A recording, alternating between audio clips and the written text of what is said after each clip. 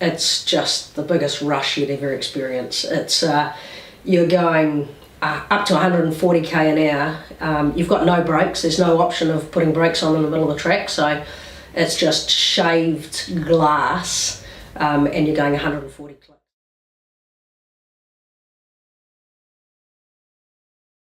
I was doing some sort of multi-sport, like I was doing some competitions like Toughest Competitor Alive and Super Cop and stuff like that internationally, and I got approached by a guy who owned a nutrition company and said, do you want to come and trial out for bobsleigh? Women are going to be in the next Olympics, because women had never been in the Olympics before. So for bobsledding, it had only been men only prior to 2002. So I thought, jump in and have a go, and they had some trials, so I went to the trials and tried out for it.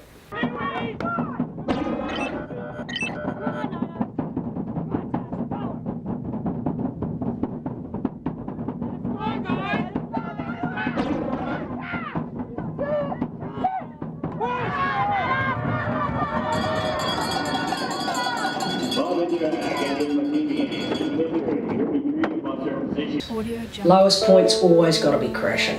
So there's nothing worse than landing on your head at 130 k an hour. Some days, because gravity's involved in bobsledding, you go around a corner, and if you try and pull the sled down too early off a corner, it's like being in a car and trying to going around a corner really fast and then trying to turn into the corner. So basically gravity just takes you back up and flips you on your head. So landing on your head at 130, 140 k an hour is not fun. But it's not just that, the sled doesn't stop. So it doesn't matter how far you are down the track, when you crash, you've just got to go all the way to the bottom, and often you go past the finish line and then start rocking back to the next corner, so the last corner. I guess sort of having that mental, I suppose you call it mental toughness, was there before I bobsledded.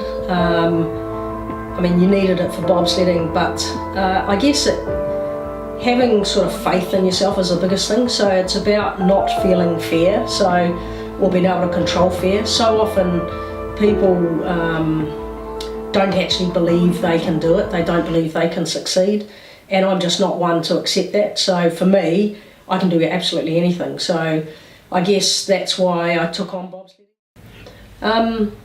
I've been really fortunate in that I've been in the police, 25 plus years now, and in that time I've had heaps of careers within careers. So one of those was a physical training instructor, so I was the first ever physical training instructor in the police ever had.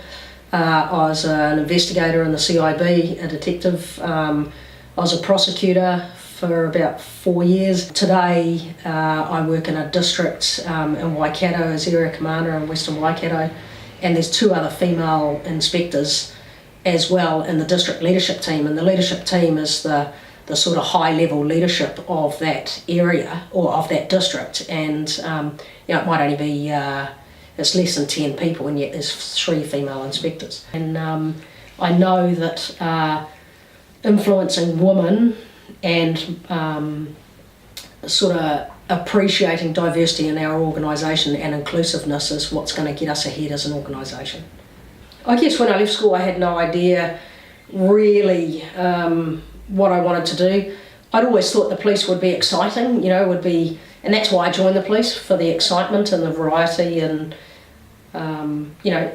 just that sort of feeling inside yourself that you can make a difference, and I think that's why I wanted to join the police. So didn't necessarily know I'd get in or anything, but I just I did muck around for a few years and did a few odd jobs, did some travelling, and then joined the police. And I've again, even though I've been in the police as long as I have, it wasn't exactly planned.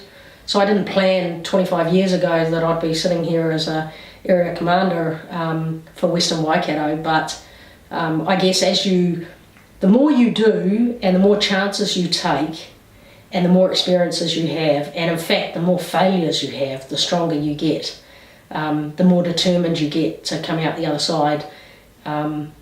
It gives you more confidence in having a punt at something else. So I was invited to go and climb in Nepal and went and climbed one of the highest peaks in Nepal. And I got to say that's probably as close as I've ever come to dying, being up the mountain, and everyone turned back bar two of us. And I think when you come back from those experiences, you just get stronger.